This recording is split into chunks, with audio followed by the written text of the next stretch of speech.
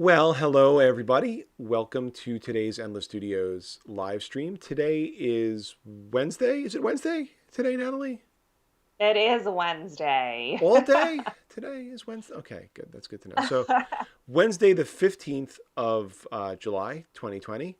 And we're here on day 3 of our Endless Studios live stream. So, we are live for all of the participants in our Endless Studios pilot program. And we're also on live for the world on Twitch and YouTube and Facebook and various other pipes like that on the interwebs. How's it going, Natalie? It's going good. I'm glad it's Wednesday, or at least it has been for the last hour, as far as I'm concerned. Insert, comment about a camel here. That's right. Yeah. That's right. Okay. All right. So let's get to today's festivities. So we have a few things going on today. We'll do just a couple of quick logistical studio update kind of things as we usually do. We'll try to keep that to a minimum today because we do want to spend most of the time this afternoon going back into our VR shooter project that Natalie and I are working on and continue to collect feedback on that project and maybe even transition from that sort of feedback and coming up with ideas phase of the process to the let's actually start planning what we're going to do in our mod and maybe even getting to putting together a more detailed plan of how we're going to go about doing things in our mod, or at least make some progress against that. Sound good, Natalie? That sounds great. I'm looking forward to it. Cool. And again, thanks everybody for watching. Hello, LuaPro on Twitch.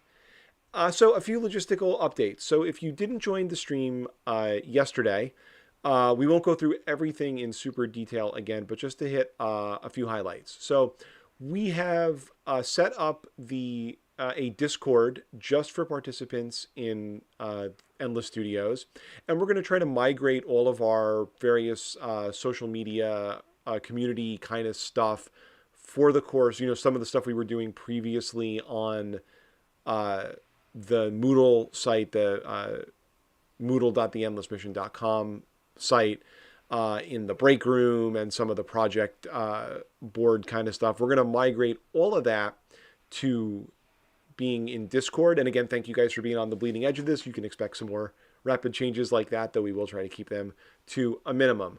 So, on that note, a few things. So, if you are an official participant in the pilot program, sometime today, if you haven't already, you're going to get an email from Virginia or Carolina, who are helping us coordinate the program and doing a lot of the logistical stuff behind the scenes, which is super, super valuable. If you've made some progress in the course, we're going to, reach out to you and thank you for that. And we're going to also make sure you get two pieces of information you're going to need. One of them is a private link to join the official Discord. And the second one is a Steam code for you to download your copy, that you'll need to download your copy of the Endless Mission with, a reminder of where in the course sequence you can find instructions for that. Natalie, I'm going to put you on the spot. Where did those instructions come up? Do you recall what unit that is? Yes, that should be in the there's a lesson called Using the Endless Mission Editor, Yes. and that activity will show you everything about installing Steam and getting a beta key inputted to get your copy. And that is in the designing levels unit. So you're going to see that come up after you've finished your GameStar Mechanic project. That's going to unlock for you. And so I would encourage everybody to get going on your GameStar Mechanic stuff, because what lies on the other side of that once you've learned the game design basics is working with the Endless Mission, playing with the tools. There's gameplay in that game, all kinds of stuff to do. So that's where you'll see it. Yep. So you will see that in that unit. And again, so for those of you who have made some progress in the stuff in the classroom, you'll get an email from Virginia or Carolina today with both that Steam code for the Endless Mission and a link for you to join the official Discord if you haven't already done so. If you have joined the official Discord and you're watching right now, and I'd like to make this sort of standing policy because it would be super helpful for us in organizing things. So if you are on the official Discord and you're watching us right now, or any day you're watching the live stream, please just do a favor to us, and on the live stream channel on Discord, please just say hi when you hop in, so we know that you're there, and we know that you're watching. That makes us feel good, and we can know because we can sort of see how many folks are watching across all the different platforms. We know that not everybody watching is part of the course, so we'd love to know who from the course is here each day. So please just say hi, and we'll know you by your usernames. So that's update number one. Now, if you happen to be watching right now, and there's Carolina. If you happen to be watching right now, and you haven't made progress in the classroom, Carolina or Virginia is going to be reaching out to you today also. And that'll be a little more in the form of a check-in, just to see if everything is cool, if you're having any technical difficulties, if you just haven't had a chance to get started yet, or what. And so you'll be getting a check-in email there if that describes you. And if you are having any difficulties, that we can overcome those, we'll obviously want to get you in here. And then once we've gotten that stuff out of the way, you will also get your Discord join link and a Steam code for the Endless Mission. And I think that was that logistical update. The other quick update, and this will be a good segue into some more work on our VR shooter project, is if you've watched the stream on the first 2 days, you know that's what Natalie and I are working on. We're taking a game made in full-on Unity that is a shooting gallery game originally designed for VR. And over the course of the stream, we're going to be spending some time doing a mod of that game from sort of beginning to end, coming up with different ideas for that, and then actually implementing that mod in the game, give you guys a chance to see how we work as pro game makers, and seeing how a real Unity project is managed, and some of the techniques you use in designing and coding, all that good stuff. So you guys have watched us play that on the stream, and as Natalie and I were chatting about this after the stream yesterday, we said, we really would like to give these folks a chance to play the game. And so we reached out to another one of our instructors in the program, who is a developer extraordinaire, Dan. And Natalie, I'll let you pick up the story of what Dan was able to do for us from there. Yeah. So I was so excited about this because, well, we can't send around a build of that game easily that allows you to play it in VR. We are able to create versions of Unity games that you can play on the web. And we have created what's called a WebGL build of this game so that you guys can test out the PC version of the VR shooting gallery. So you guys will be able to play it and give us some feedback on maybe some of the ways you would mod the game if, you had your dream world where we made it more fun and did everything you could imagine to make that happen. And, what you'll have the experience of is what we've been showing here on the live cast, which is the version of it where we turn the VR capabilities off and you just sort of test out the mechanics and how everything looks using a mouse. But it's really cool because you can create a build of a Unity game, like I said, that you can play in a browser, and it's sort of easy to share. And it's really miraculous, actually, because you're like working on this video game, and then you can just like send it to somebody and have them play it on the internet. So I'm really glad Dan was able to do that for us, and hopefully we'll have that ready for you guys to play in just a little while, so you can check it out. Yeah, Dan just sort of casually whipped that off for us in frankly less time than we thought it was going to take. And I still, in spite of that, didn't have a chance to get that up in a place where you guys could play it prior to the stream today. So we'll do that this afternoon, get that up there, and then on Discord in the live stream channel, we'll post a link to it, and you'll be able to play that game in any should work in any desktop web browser, so that'll be good. And you'll be able, and just as Natalie said, you'll be able to play it just like we were yesterday in that sort of modified mode where you don't have VR, but you're playing it as if you had VR, just on your computer screen. And that'll give you a chance to experience it firsthand. Yeah, it's like a developer build, It's right? like a developer Just build. like what we do. Yeah, and as we've I Yeah. think as we talked about, it's one of the challenges of developing for VR because even when you're really developing for VR, not everybody has necessarily a VR headset in the entire shop, has access to one at all times. And so frequently when developers are working internally on a VR game, they've got some like modified mode or modes of the game for development purposes to both build and test stuff when they don't have the hardware. Yep. So I think with that out of the way, I think that was our administrative business for the day, right, Natalie? Yeah, I think so. I'm ready to get game Let's making. get game making. So it occurred to me while we were talking about that, Natalie, to introduce, I think, maybe a little bit of a framing in terms of what we're trying to do on the VR project and where we're at. And this is to introduce a concept, and this does come up later in one of the units in the classroom. I think it's an important thing for game makers to know, but it's relevant now, which is sort of the process of making a game, whether you're making a whole game or in this case, making an original game mod.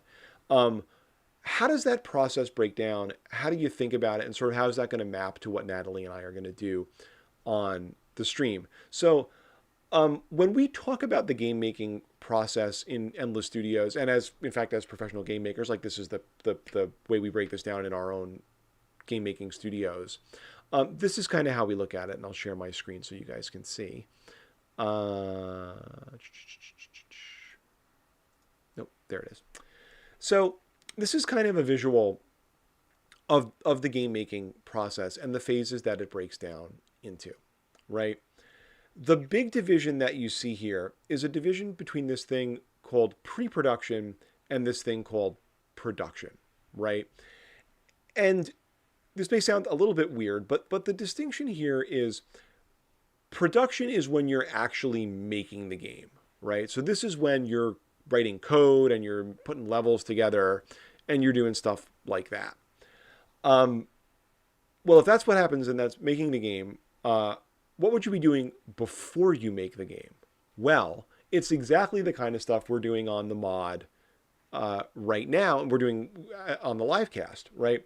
We're putting together because I would say, Natalie, I think right now, up to this point, and probably for at least part of today, if not all of today, we're going to be in what we would call the pre-concept phase of developing our mod. Do you buy that? I do buy that. Yeah. So can you talk a little bit about what happens in pre-concept? Absolutely. So again, what Brian's saying here is we're doing the stuff you do before you start actually writing any code. So what that looks like in my mind is we have a conversation. And in pre-concept, the conversation is very loose and open-ended because in pre-concept, we're trying to figure out lots of different ideas for what we could do.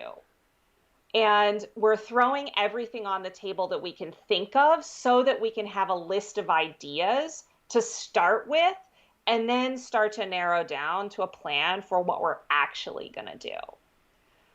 So I think of this phase of game making as creative and collaborative and conversational. And we shoot for the moon. Like, I could be like, hey Brian, like I think we need to add 12 levels. And in this phase, Brian will say, oh, I'll write that on the list.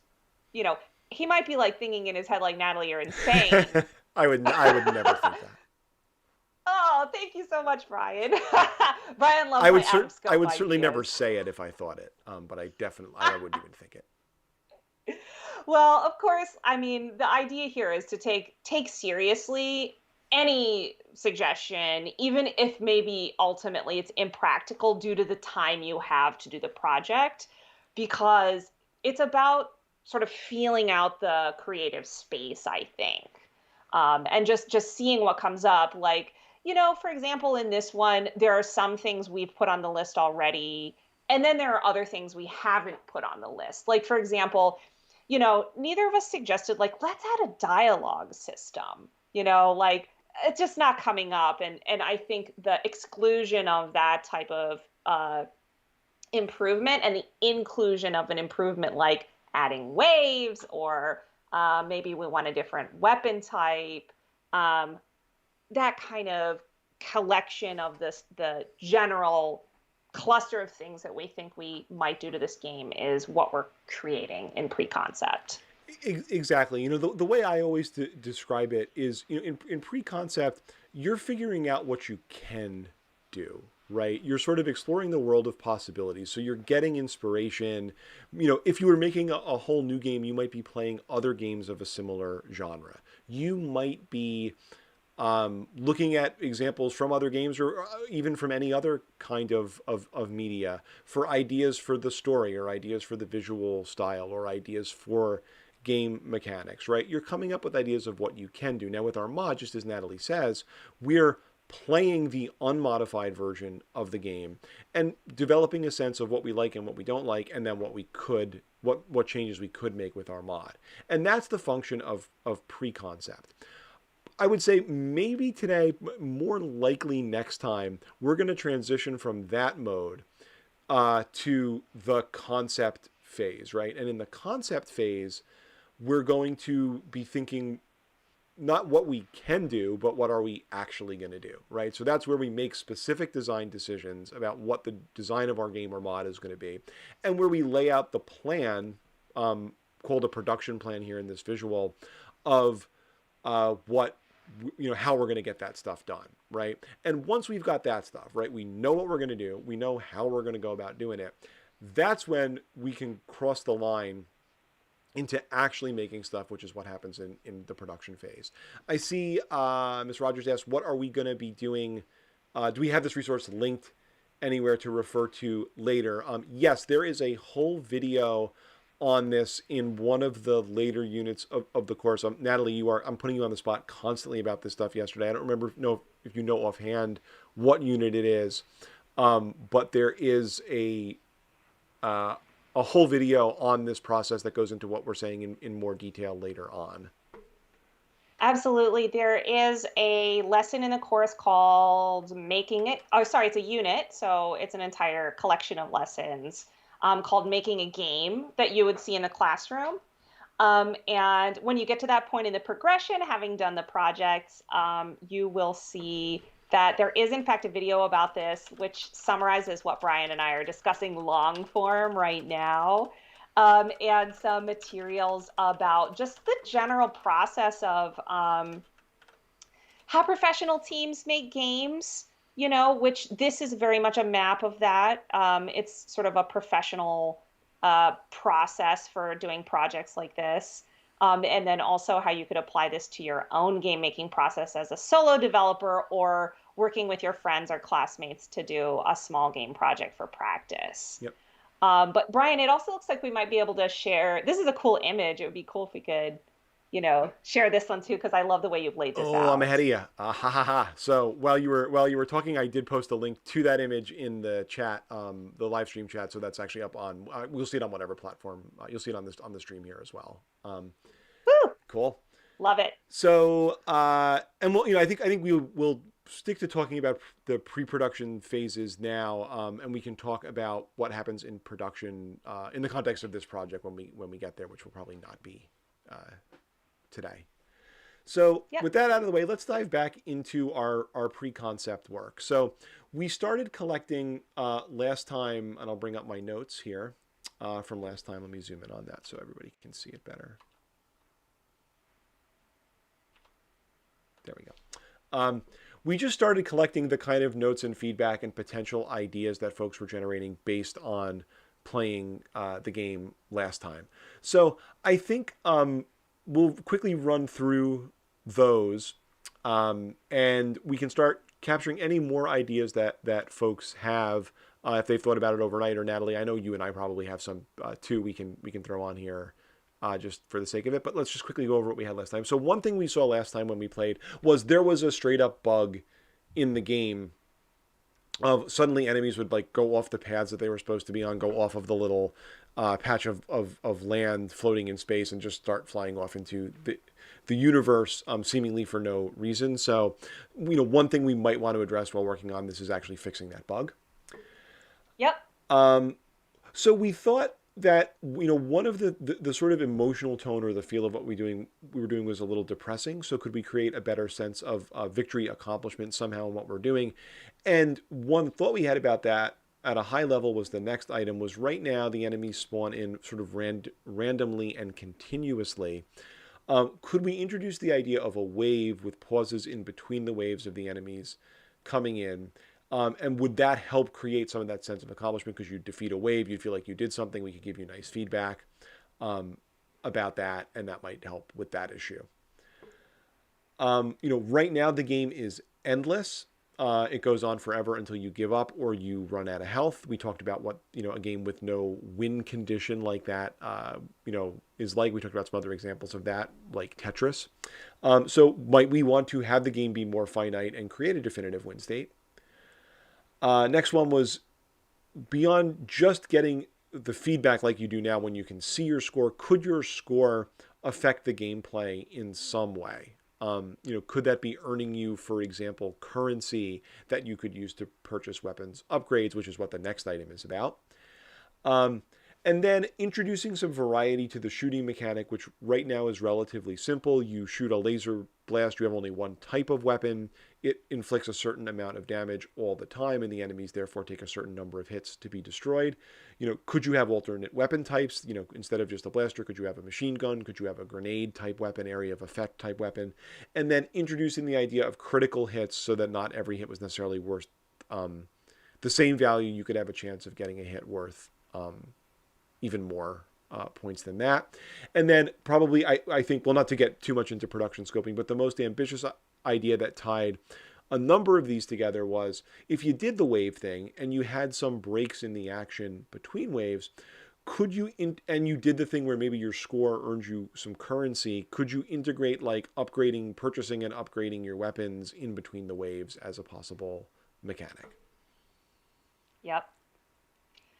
Yeah, that one, I was hoping you'd maybe talk about that on the cast today, Brian, because, I mean, obviously, I have these conversations a lot when I'm working with my in-person game making studios. When we're in the pre-concept phase, we get wild. We're like, oh, this is my dream video game. And one of the, most common ideas when people are concepting a game is that they want to have inventory or they want to have a store where Yeah. upgrades or weapons can be bought. And we always put it on the list.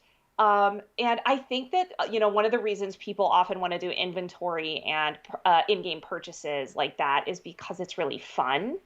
But I was curious if you would maybe talk about what goes into that, because what often ends up happening in our game projects, at least, is we run out of time and we don't make a store. Yeah, so I think it's a great introduction to a concept I would like to talk about today, which is, and I may have even thrown this word around earlier today or yesterday, which is the concept of scope in a project, right?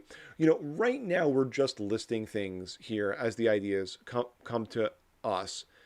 That's not to say that every single one of these ideas, if we were actually to do it, it takes the same amount of work to do. I don't want to get too much into those details about particular ideas right now because as we've been talking about, I don't want to make anybody feel constrained in making suggestions as we try to add a few more items to the list. But what I can tell you is looking over the list and knowing about the game and how it's designed and how it's coded, I can tell you some of the things currently on the list.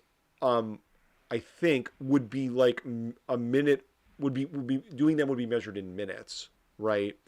And I think other things on the list would be measured in tens of minutes or an hour. Um, and I think other things on the list would I don't know. An example of an I don't know, just to give you is this bug, right? I don't know exactly why that bug is happening. I know what potentially could be causing it, but because I haven't tracked it down yet, I have no I only have the roughest of ideas about what it would take to fix that. Um, and so that could be a whole can of worms if we decide we want to work on fixing that bug, right?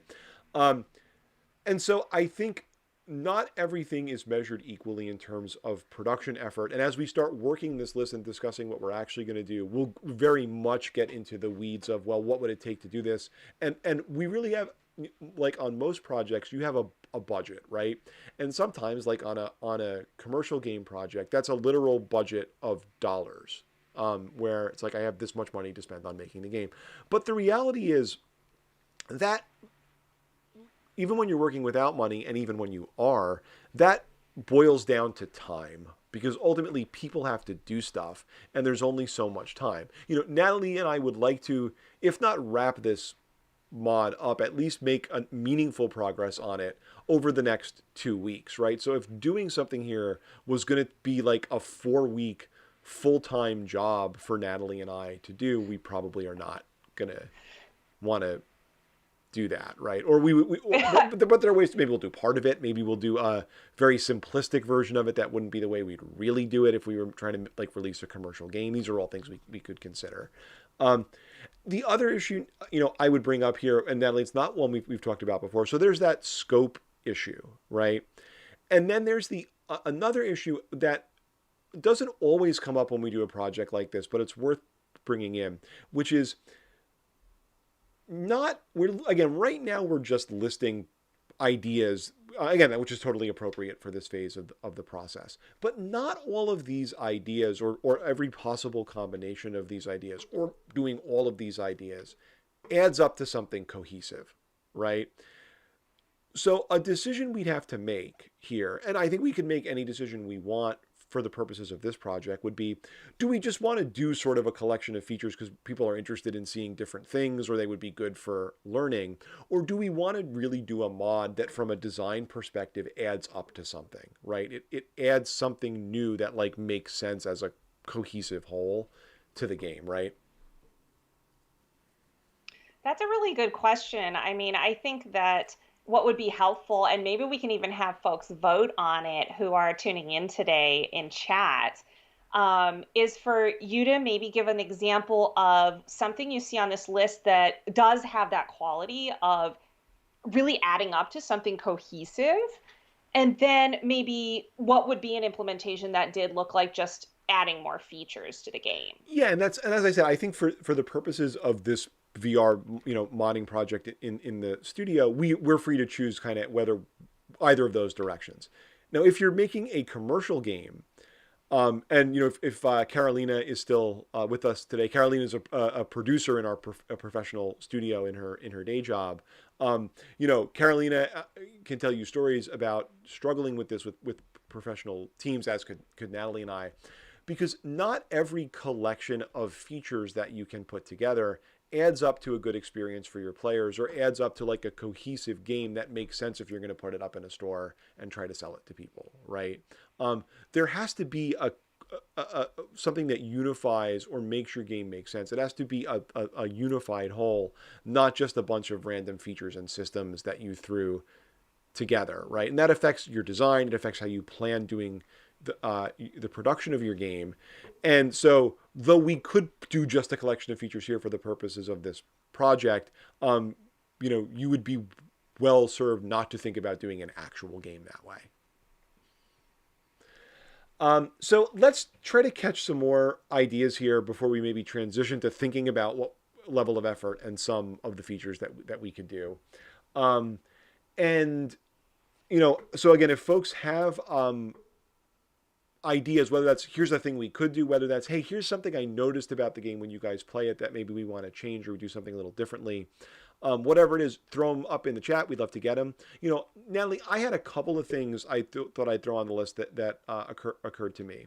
So one observation I have right now is, again, Captain of the Obvious observation, is there's only one type of enemy in the game right now, and they are relatively weak. Yeah. So one idea I had would be, could we add uh, a boss type enemy, right? Which would get you some variety and get you a perhaps more challenging enemy and sort of kill two birds with one stone. Yes, I was just, the other day I was just thinking like, yeah, a boss in this game would be really fun. And we I was the one that brought up like giving waves, getting a sense of accomplishment. And having a boss in there is a great way to delineate the end of a wave or just a zone of challenge, if you will, like a chunk of effort. Because you know when you see a boss, okay, this is the end. If I beat this, I'm going to get something. So even just a simple way of creating the idea of a wave would be to have the gameplay be the way it is now, but then stop the spawning of the small droids and have a big droid pop out and start, attacking you in a different way and with more dangerous attacks. Yeah, that's. I mean, some of these, and as we're talking, some of these ideas are kind of coming up with cohesive packages, which is great. That kind of happens sometimes, and that's awesome. So that would be one way I agree to achieve that sort of getting some of a sense of the wave thing in there. So I noted that having a boss type enemy. I mean, Natalie, did you have any other? I had a couple other thoughts, but we can trade off. I'll let you go next if you have one. Sure. Yeah. I mean, I personally in games like this, so like I'm obviously like just I'm a high-strung person and sometimes I get into a panic. And what I love is when games like allow me to mess up and then recover a little bit. So I was thinking of a way of recovering health Okay. because I can imagine setting out to play this game and then having a moment of getting overwhelmed and being like, oh my gosh," and I'd love the experience of like hanging on the edge of like I have two health, and then instead of just being like, well, I failed, I see a power up drop that's like a heart, and I shoot that, and then I can get it back a little bit. Yeah. So let's capture that this way, and I'm glad you throughout the word power up, right? I mean, I think there's a general notion of a power up because the game totally lacks that right now.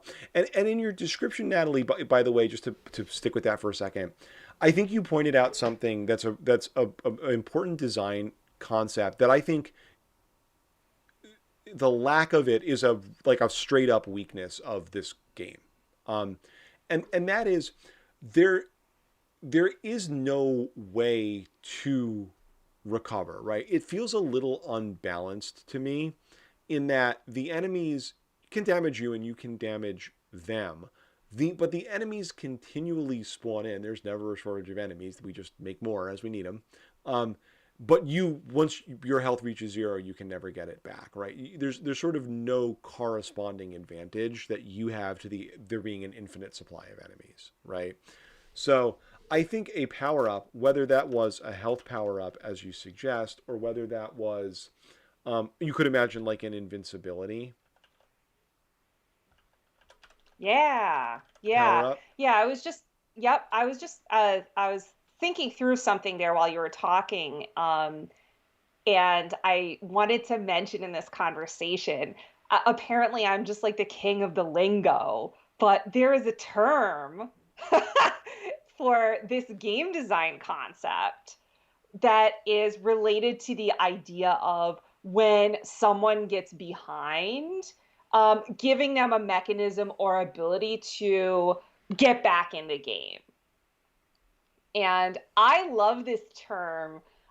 Should I say what it is, Brian? Yeah, I mean.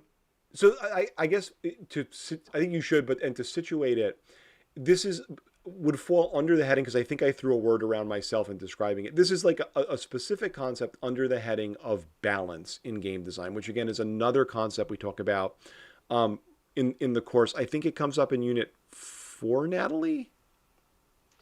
I believe so. Let me actually, of course, in the background, I always have the Moodle running because I made this thing. Um, Well, while you chat, so super yeah. important concept in game design, and it's this notion of, you want, in order to be engaging and fun for a player, the stuff that's hard in your game for the player to do has to be appropriately offset by things that make it possible for the player to succeed. That's the notion of balance. And this concept you're describing of giving the player mechanisms to catch up if they fall behind would be an example of a technique that can help you get balance. Yep. And this is, I looked it up, and if you want to learn more about this, and again, you're going through the learning resources in the classroom in the Moodle course. You would see this in the unit called Modding for Fun. So in that unit, you will also make a mod of a game similar to what Brian and I are doing. Your project is in the Endless Mission, which is very similar to the stuff we do in Unity. And in that unit, we have a really fun set of learning resources around topics in game design, which include things like balance. Um, so this is a whole topic that you can be a nerd of within the nerdiness that is game making. And I love this stuff. So, this concept that I'm talking about now, the term for this is rubber banding. So, of course, if you imagined a, a rubber band drawing back and then snapping, the idea is that, oh, I'm getting back, I'm losing, and then you get snapped forward. And I feel like one of the best examples of rubber banding happens in Mario Kart. Mm-hmm. Do you want to talk about that, Brian, a little Yeah, bit? and kart racers in general, and in fact, just to really tie things together, one of the projects later in the course you'll have an opportunity, if you choose to work on is using the kart racer framework inside the Endless Mission, which includes a rubber banding system, right? Because that the notion in a kart racer, and if you've played Mario Kart or another kart racer game against a computer opponent, a CPU opponent, you know that CPU opponent, or at least some of them, typically in a multi opponent setting, can't ever get super super duper far ahead of you, no matter how bad you are at Mario Kart, right? Because the game enforces a rubber banding system where it will either pull you up a little bit or hold the CPU opponent back to keep it within a reasonable range, so it doesn't ever become incredibly hopeless for you until maybe the very end of the race, right? And that's an important concept there to keep things engaging. And that's probably the most literal, because it's almost like you were the enemy is attached to the other with a rubber band. But the general technique that Natalie is describing of, oh, we'll give you some health power ups, or we'll give you an invincibility power up. It will give you a chance to get some advantage if you fall behind, right? Because you can trigger that power up coming in when your health gets a certain value. If you lose a certain amount of health in a certain amount of time, or those would be rubber banding techniques. If you just triggered it randomly, it wouldn't necessarily be a rubber banding technique, Yeah, right? exactly. And of course, you can do both ways. Like one way we could implement power-ups is we could say, every time I kill a drone, there is a percentage chance that one of these drops. Um, and then the other option would be to say, oh, we do care about rubber banding, so we want them to only drop or to have a higher chance of dropping when the player's health is below X number, whatever number we Right, chose. right. And I think both of those are valid implementations. And given sufficient time in this game, I'd probably want to test out both. I agree. So, any other specific power up ideas we should take note of, Natalie? I mean, I feel like those are two pretty rich ones. I don't know that we necessarily need more unless somebody's got strong feelings about it. I like those. I think, that next bullet point, I start being like, what else could you add? And I get on to thinking about the different kinds of weapons you could do. So I start being like, what if there was a power up that made your bullets stronger? But then that's more just like, why don't we implement a different weapon type rather than modifying the gun with a power up? There's some kind of fuzzy boundaries there between weapons and power ups Yep. that I get into. Yep. Cool. So you actually, in terms of items I was thinking of, you anticipated what my next one was going to be. I was going to suggest power up. You beat me to it. Did you have any other items to add to the list? Bosses, power ups. Um, I think those are my main ones. In addition to the stuff I mentioned yesterday about maybe trying to juice up the success of having gotten to a Yeah. certain point in the game. Oh, I had one more thing, Oh Brian. yeah. One thing I was thinking about this when you were talking earlier was there is actually kind of a divergence point. in this between whether or not we continue to make it be a Tetris-like game that is ultimately a survival game where you just try to last as long as you can, or changing the rules of the game and giving it a concrete win condition where Yes. a screen could actually pop up saying you win. Yep.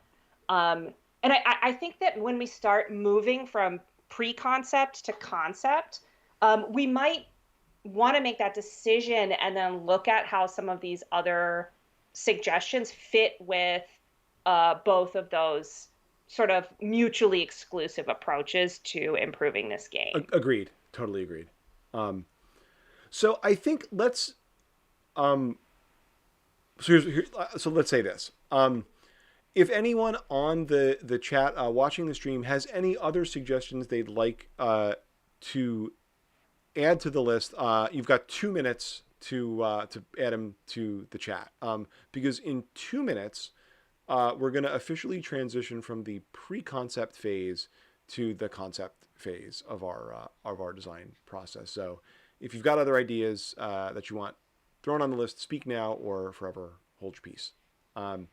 I love it. It's like I hear the concept phase coming. Dun It's right dun. there. And let's talk in those 2 minutes. Let's talk a little bit about what that transition is going to mean, right? Because it's going to mean to work with this list of ideas as our starting point and do what Natalie just described, which is to work through it and start to figure out what we're actually going to do and to start putting together all of the inputs that are going to be in that process. What are those kind of inputs that are going to drive that process? One is what Natalie mentioned, right? Which is if there are high level design goals or major design issues we need to consider those, right? The fundamental issue of do we want to make this a finite game or not is an issue like that, right? So that's one major input. And the second major input is how much effort, which we've also mentioned before, how much effort it's going to take to do any of the tasks on the list, right? And that process, I think we should do, a little bit of that today. Maybe that collecting that information, Natalie, feels like a useful thing to do with the last 15 minutes or so today. And then that will give us nice time to dive in and start having the juicy design debate tomorrow, armed with knowing our how much effort it's going to take. And we call that process estimating, which I see Carolina is still hanging out, and that's another word that as a producer will be very close to Carolina's heart, right? We're going to get some sense of about how much effort it might take to do any of these features that we have on the list here, right? And that way we can say, well, in about the time we have, what do we think we could get done? Now, it's called estimating, not figuring these things out exactly, because it's very, very rough, and that's okay, right? You know, and the value of doing that in the pre-production phase here, in the concept phase, is really to just have a sense of kind of what is attainable. Now, on a real game where this really, really mattered, you might do some research, to figure out with more detail or more accuracy how long it's going to take. But in general, even on professional games, and this is where Carolina might disagree with me because we sometimes have this debate. I think that the high level estimates can be extremely valuable, like we're going to do. People are really bad at estimating.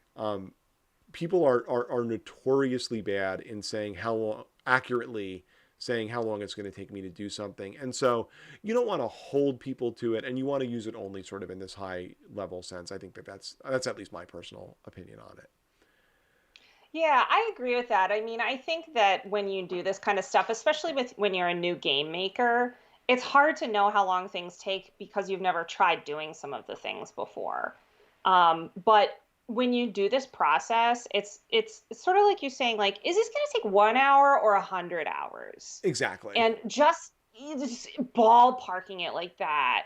And even if you can ballpark it, it's so helpful because then you can say, do we have the 100 hours to do the thing that looks like it's going to take a long time? And if the answer is no, then you pick the ones that seem to take less time and scope your project around that.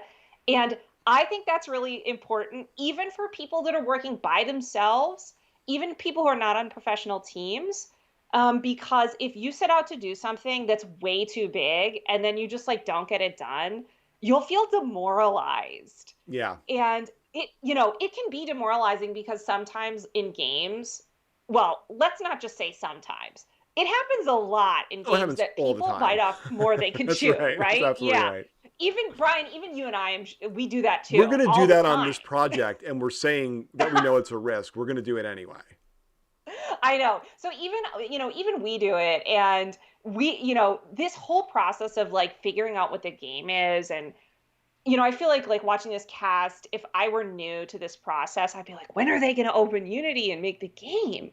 And this is really an important conversation, because if you just like jump in there and start like throwing things back and forth and, oh, I've got a scene and I've got the camera and I'm moving things, and what ends up easily happening is you're like, oh, I'm so demoralized. This is impossible. And that's a mental perception of what you're doing. Yeah. It's not the reality. You're never a failure, but it's about avoiding feeling like a failure and instead feeling awesome and like you made something really cool. Yeah, I totally agree, and I think that that's why there's value to spending time in this uh, pre-production phase, both in pre-concept as we've done and now concept. So since our Absolutely. 2 minutes is well past right now, I officially deem this list as closed for the purposes of this exercise, and I officially deem us as moving now from pre-concept into the concept phase. So I will bang the imaginary gong, and that's what we're. That's So where. Thank you. Oh wow, thank you for the sound effects. That Natalie. That was an example of juice. Thank you for adding to the I'm production juicing up value this live of our life. cast, Thank you. Brian. Um, cool. So let's at least start the process of very quickly and very informally kind of estimating some of these tasks. And one of the things I think we're going to do um, as we do that, and I just hinted at it in misspeaking a little there, is right now a lot of these are expressed at a very high level. I don't think we need to do this exercise. I don't think we need to design these in exhaustive detail yet. But on at least some of them, we may need to get just a little more detail about what would be involved in doing them. Again, more detailed than just the one-liner bullet points, but um, not super detailed. And that process, which also is very common in this sort of what we call production planning, is called breaking down, right? We're going to take these big mega tasks, break them down where necessary into the smaller tasks that would go into implementing those features, and then kind of estimate those. How are we going to estimate? So I'm a fan, and this is a terminology that Virginia, who's, for those of you guys taking the course know, is working with us as well, introduced, and I really, really like, and I think it's really easy. We're going to use the t-shirt size system. So we're going to kind of, in terms of estimating what it's going to take to do things, we're going to go like small, medium, large, extra large, right? Where small is like, minutes in this case. Medium is maybe, let's call it a half an hour or less. You know, large would be an hour or two, and extra large would be more than that, right? So in fact, I'll just so we remember that, what we'll do here is we'll note that. I hope I get a t-shirt at the end of this project. We have an excellent t-shirt vendor. I will talk to them about that, right? We'll call it VR shooting gallery, like right The here. t-shirt. So for our t-shirt sizes, we have small, which is going to be minutes of work. We have medium, which is going to be like less than 30 minutes. We have large, which is 1 to 2 hours. And we have extra large, which is more than 2 hours, right? So if we apply that just going down our list, right? So this bug, well, I talked about this before, right? Um, I don't really know. Um, I sort of know what systems of the game could be involved with that, right? And just to give a little behind the scenes there are two, right? One is there is a system, a navigation system that lets the drones know where they're allowed to go in the level and allows them to use artificial intelligence to make choices about where they're actually going to go and how they're going to get to their target, which ultimately is the player, right? So that they randomly start going off the paths, and I can tell from what we saw when they just fly randomly off of that landing pad area. Um, I know that they're going to a place they're not supposed to navigate to. That's not supposed to be an area they're allowed to go. And so it could be a problem with the navigation system. The other system that could be involved, Natalie, I'll give you a chance to guess. What do you think the other system could be? I think it has to do with physics. Yeah, that's what I was thinking. Yeah. So, you you guys will see this a lot of things, especially in 3D games, but some 2D games too. Are moving using physics, right? So there is what's called a system called a physics engine. We talk about this later in the course that simulates real world physics in the game. And when something starts moving around wildly and it's being moved by, at least in part by physics, which I know those drones are, um, the physics setup of the game could be the culprit, right? And so the two systems that could be involved, and it might be one of these systems or it might be both, are the navigation system and the physics system, right? So I know I don't have to look everywhere in the game to figure this out. So I'm going to estimate this, and when I break it down, right, I'm going to say that diagnosing the issue, right, figuring out what's causing it. My guess is that that is a small T-shirt size, right? Well, I'll say medium because I think in less than half an hour, probably I'm a lot less. I could figure out where the problem is, right? What's causing the problem, and then again, because there's not so much that could be the source of it, and I probably can identify it and fix it. I actually, again, maybe I'm being. This is where this being overly optimistic comes in. I actually think, Natalie, that the fix is likely to be a small T-shirt size. Um, okay. This is a depressing thing. Well, this isn't really a specific feature. This was more of a note. We get to the specific features coming out of this as we go down a little further, right? So Yep. we have this enemies spawning continuously now. Could we create waves of enemies with pauses in between? So let's start there. So just creating the waves. This is one where I'm pretty confident that this part of it is small. Now, at first glance, so first of all, Natalie, does it surprise you that I said that that's small? It does surprise me. So I don't actually know what the scripts in the game look like now, but I thought you were going to put medium or large because I imagined you'd need to write a wave system script from scratch.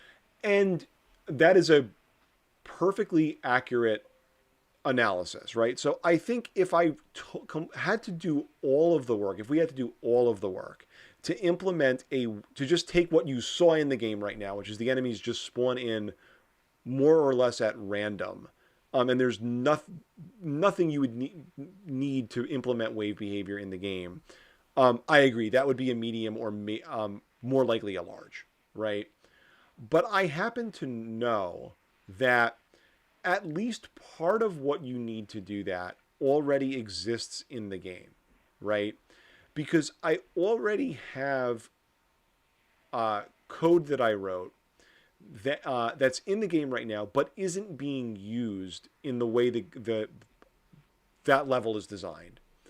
That can have the enemies spawn in groups or have them spawn separately, but wait before trying to pursue the player, wait and group up and then come after the player together, right?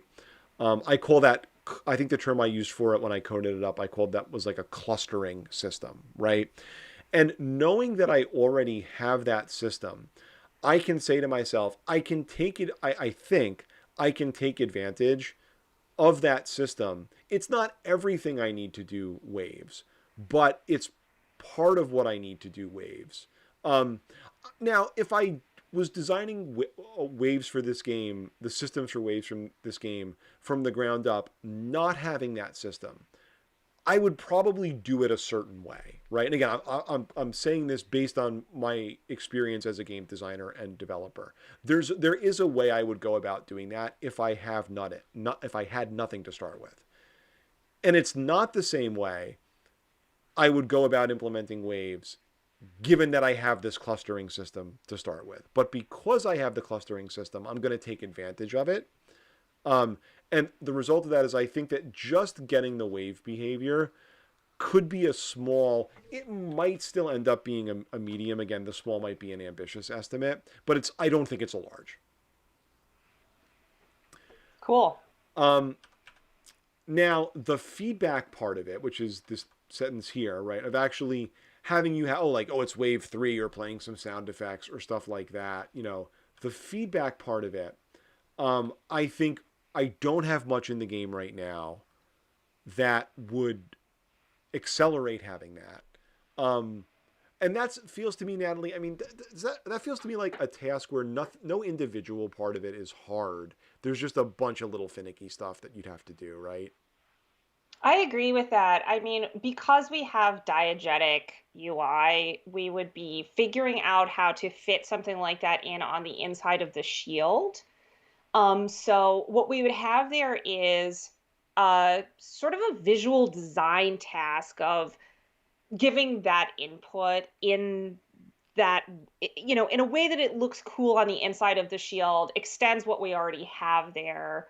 And then separately from that, if we were going to add audio, there's a small but non-trivial amount of work involved in sourcing sounds that we want to use and that fit with the vibe of the game.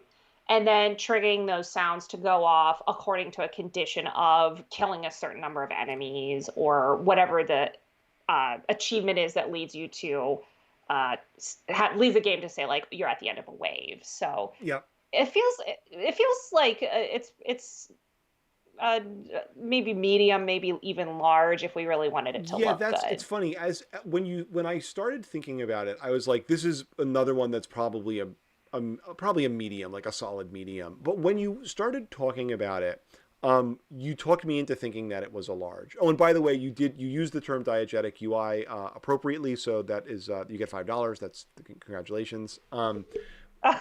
But Oh, but all I wanted was a T-shirt. you see that? Well, it's going to be a $5 T-shirt. That's the punchline. Yes, all right. Yes, So on budget. we talked about that term a cast or two ago. About in VR, diegetic UI being um, user interface for the player, but that's in the game world. Like in that game, your score and stuff appear on a panel inside your shield, and that in a VR game, most or all of your UI has to be diegetic because there is no screen on which you could put it, like a HUD, which would be the usual alternative in games. Um, but when you started talking about it, I'm like, oh, this is probably a large, because I don't think it's a large from a actually doing it in Unity perspective, which again, it's going to be a lot of little pieces, but none of the little pieces is hard. It'll just be kind of a little finicky. I think what's hard about this is figuring out what the design should be that could give you feedback like that through a good diegetic UI, right? Because the solution, and again, I realize you're just riffing on it, and we're not going to get into the design today. The solution you described, Natalie, of adding it on the inside of the shield, which again feels like the smartest one from an implementation perspective because we already have UI there. It would be using stuff we already again have. It's the logical place to go. I don't know that like I worry that that's not going to work because if you really want, like, you can't count on someone looking at the shield, right? Right. And if this Yep. really is information as like a wave timer or a wave complete like message typically is in a game, you don't want the player to miss it. And so you need to find a way to force diegetic UI onto the player within the You rules of know, VR. Because again, you got to remember in yeah. VR, you can't, sometimes games cheat with that, right? So they'll force the camera to look at something is a very common technique there. Think about like forcing a cutscene in a game when you walk into a room and then the cutscene shows you exactly what the developer wants you to see at that point. You can't do that in VR because you can't take control of where the player is looking because then you make them barf like we talked about last time. So I have an idea for this. I was just struck with a little creative inspiration. What you're saying makes so much sense. Um, what if we made it so, you know how in this game it's like you're looking down a long, flat yeah, floor, like almost like a bowling alley. and Yeah. it's almost like a bowling alley, and it has these like street lights overhead. Mm-hmm. What if we made it so that, you know, once you've killed a certain number of enemies, um, it turns the lights on? Okay. And we turn on a point light in each of the lights, and at that same time we set off a particle effect that like looks like an electricity Yeah. blast and trigger a sound, and then they would kind of go down to the end, and then when you kill the boss, if we had a finite win condition, we could have there be some kind of central glow that rises up once you've vanquished all the drones and returned power to whatever this thing is. We could be like, it's a Oh, yeah, reactor because or like I see, something. like the drones are like narratively the drones are like sucking power out of the space station or whatever. I like it. Interesting. Yeah, Yeah, yeah, using the yeah. lights as the source of the diegetic feedback there is kind of interesting. So I mean, so I think that's a good. I like that design direction a lot. I'll just note that there. Lights as we'll know what this means. Diegetic feedback mechanism? Question mark. Um, that makes a lot of sense. I do think though, even that being the case, I'm gonna call this a large because I think Yep, that's a large. Um, yep. cool. So we're a little bit over our time for today, but I think this is a good stopping point. We can continue this process and then really get into debating feature set and doing a little more design work next time. And then my guess is if we would devote most of our time next time to this, I think we can actually come up with an implementation plan. Um, no, come up with a design, come up with an implementation plan next time, and then get into working in Unity the time after that. That sounds great, Brian. I'm excited to work on this. And, what I would say to the folks out there in the chat, joining us on Discord and Twitch is if you guys have been watching and following along with this process we're doing of estimating how long stuff takes, cast your vote. Like even if we do scope something as large, if you want to see us implement that, let us know because of course, Brian and I will follow our creativity, but if someone in the pilot course is like, hey, I'm just really interested in seeing what the actual C sharp coding implementation is of a system like the one I just imagined with the lights, or a different weapon type or a boss, we will definitely prioritize doing something that you guys want to see because, of course, we're here for you and, we love working on games, but we want to work on games in such a way that you guys can learn from it. So don't hesitate to let us know what you want us to work on, because we want to know what you're interested in. For sure. And then just as a reminder, we're going to have a playable version of the unmodified VR game that you guys can do. And for those of you in the course, we'll post a link to that in the live stream channel on the Discord as soon as we have that up. Cool. So thanks for watching today and have a great rest of your day. And we'll see you tomorrow. Yeah, thanks, Brian. Okay. Thanks, Natalie. Bye bye.